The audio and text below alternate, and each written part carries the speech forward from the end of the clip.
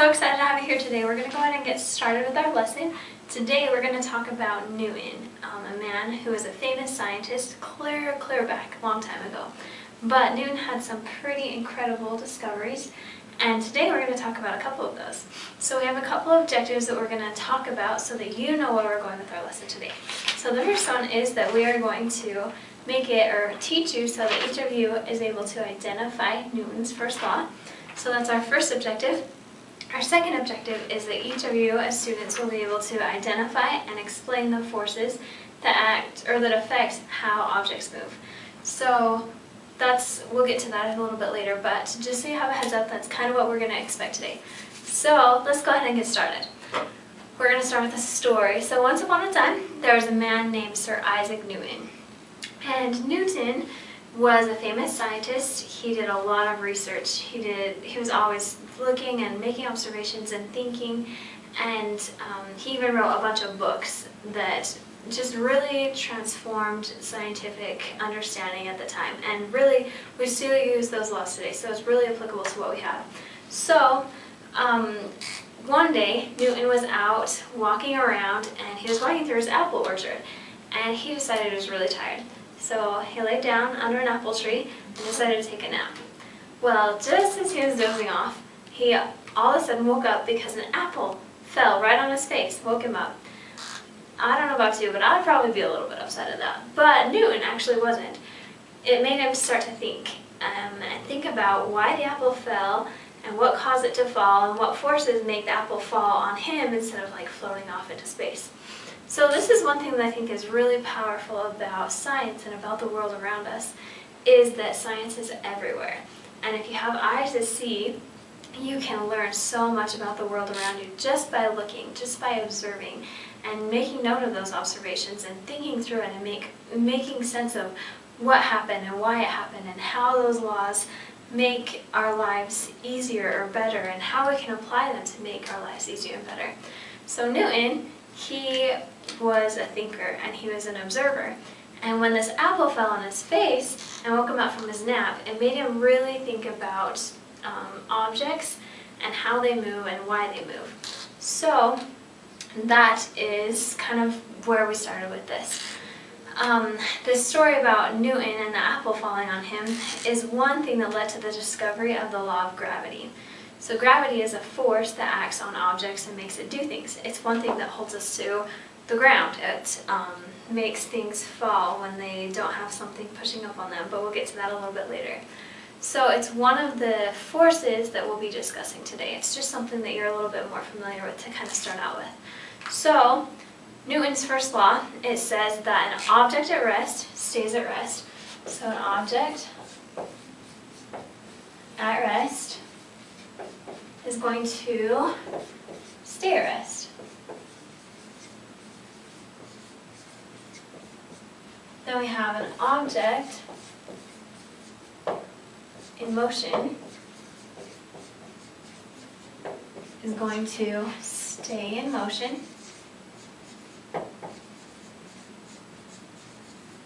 unless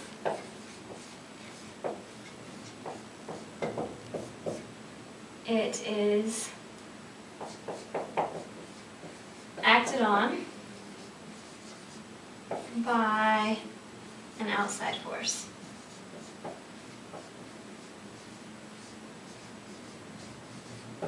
So let's think about this for a second. You all know that an object at rest is going to stay at rest unless there's something else like pushing it or forcing it to move. So, for example, this eraser in my hand is going to stay just like that in my hand unless something comes along and pushes it and moves it. That makes sense to us, right?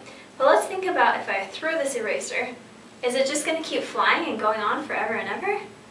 No, we know that it will stop eventually, right? So how does this work? What was Newton thinking? What was he talking about? Was he right? Was he wrong? Like all these hundreds of years later, do we know more than we knew back then? Obviously, we know a little bit more than we do right now than he did back then. But this law is still very applicable, and we're going to talk about why. So, let's take this example of the eraser again. Let's look at the first example. So this eraser is sitting here on my hand, it does have forces acting on it because there are always forces acting on us or on objects all the time. So looking at this eraser, what forces can you see that are acting on it? Very good, awesome. What else?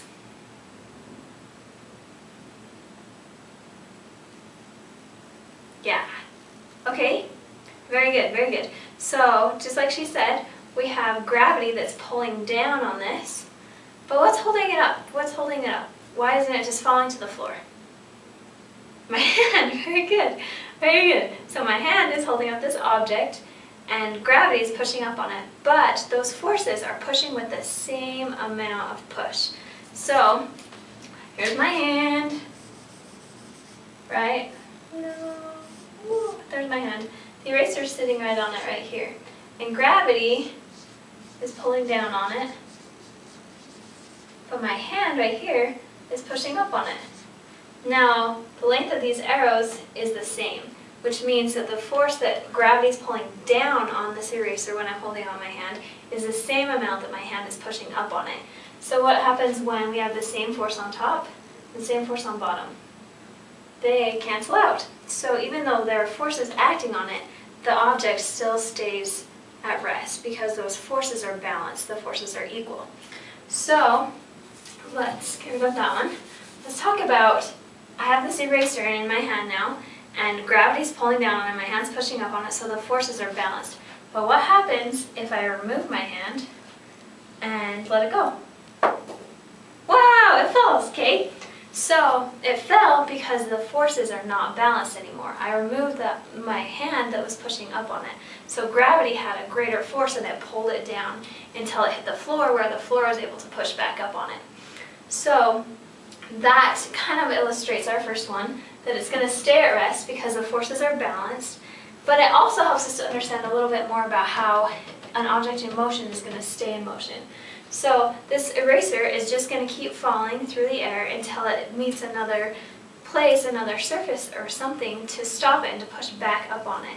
So if I was clear up like on top of a really tall building and I drop this eraser, it's just going to keep falling and keep falling and keep falling forever until another force acts on it to make it stop.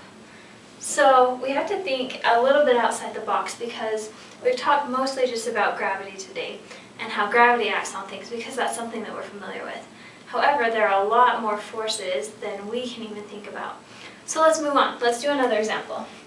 So let's think about something that you guys use a little bit more regularly because you don't really care about an eraser on my hand, right? So let's think about recess, okay? You go out to play, you guys are all excited to go and play this big old fun game of kickball. You've been planning it forever and ever. So Johnny up here gets up there and he kicks the ball super hard. He kicks it so hard that it is running first base. He looks over and the ball is still flying through the air until it hits the back fence.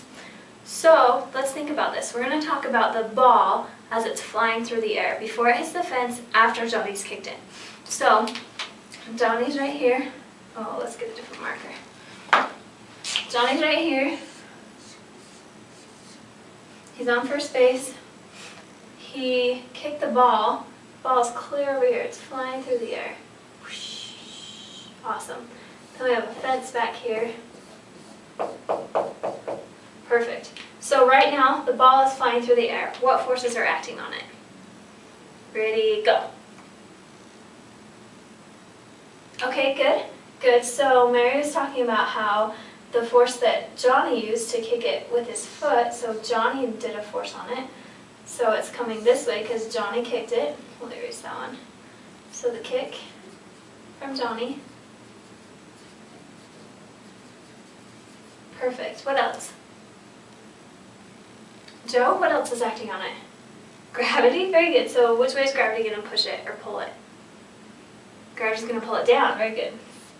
So gravity. Okay. Let's think about what makes these forces opposite. What's going to make that object stop? Because we know we don't live in a perfect world where that ball's just going to keep going. And we know eventually it's going to stop. So we got to think about why. What's going to make that ball stop?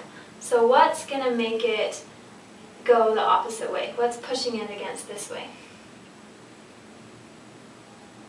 Okay, yeah, I'll take that answer. Let's say it reaches the fence. So the ball gets up here, and the fence is going to push back on it. Whoosh. Okay, so fence. Fence is one reason it's going to stop. Very good. What about this one? What is going to cancel out the gravity? Anybody? Air resistance. Okay, so we can talk about that one. Perfect. So air resistance is a really good answer. Very good, John. And it does kind of counteract our gravity here. It's going to make it so those forces cancel out. But what happens is the gravity is pulling on that ball, and so it's flying through the air, and it's going to kind of come like this. And it's going to come down and hit the ground. Once it hits the ground, then there's no more air resistance, but gravity has pulled it down, so it's on the ground. So the ground is pushing up on it while gravity is pulling down on it, and those forces are all canceled. So we have just a couple of these forces we've talked about. The kick from Johnny makes the ball start flying through the air. The fence stops it, so those forces are canceled. Those are zero. And the air resistance and gravity, or the ground pushing up and the gravity pushing down, is what makes it stop and stay at rest. So we can see that if we didn't have any of these forces, except this initial force of Johnny kicking the ball, we can see that that ball is just going to keep going and keep going and keep going and keep going forever and ever and ever. So this law that the object in motion stays in motion it's correct. Newton was absolutely right. But we have outside forces that are acting on it that make it slow down. But once we get rid of all of these forces, we can see that it's at rest. And unless something acts on it, unless Johnny comes and kicks it again, or unless Susie picks it up and throws it back, or maybe like the neighbor dog runs off with it, it's going to stay at rest. It's going to stay exactly where it's at. So, anybody have any questions so far? Okay, good, because I have some questions for you.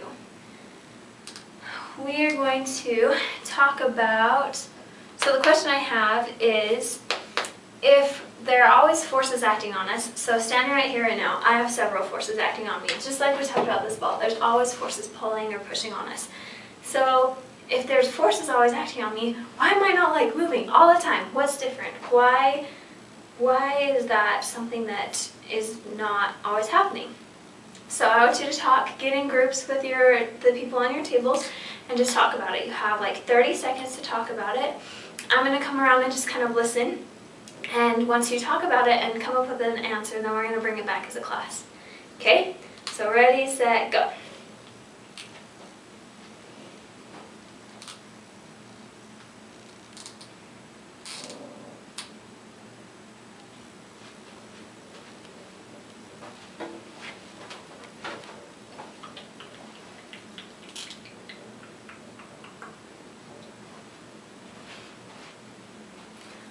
Okay, awesome. We have like 10 more seconds just to finish up. Okay.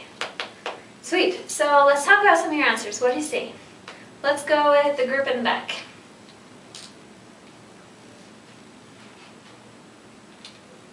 Okay.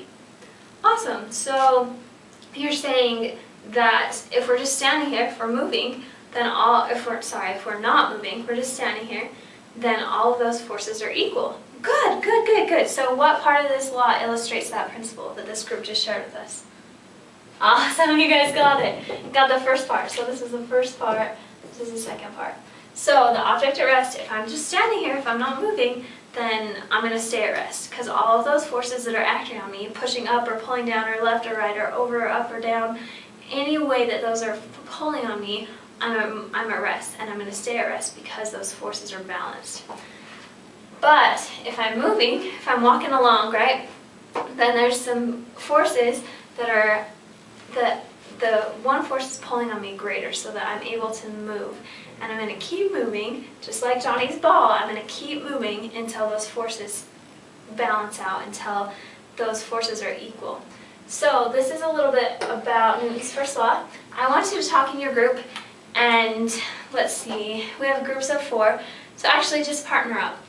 And I want you, the first person, to tell your partner how the object at rest stays at rest and how the object in motion stays in motion. So just really quickly take like 30 seconds to explain that to your partner. So the first person, ready, set, go. Okay, perfect. Now, second person. Ready, set, go. Awesome. Okay, so any questions, guys, about the lesson, about the things we talked about, Newton's first law, about any of these things? No questions? Okay, so let's go back to our objectives. How can we identify Newton's first law? What does it mean? How can we see it in our lives today? What is one way that you personally have seen it?